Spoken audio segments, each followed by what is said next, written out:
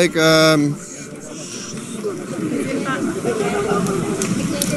baik.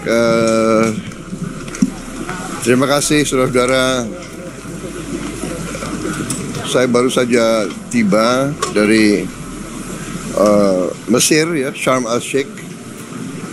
Di situ kita kumpul, saya kira banyak tokoh dari banyak negara menyaksikan tanda tangan pokok-pokok persetujuan rencana senjata yang nantinya mengarah kepada perdamaian keseluruhan. Jadi ya, ini usaha yang besar. Kita berdoa bahwa ini akan sukses. Tapi saya kira ini awalan Indonesia tentunya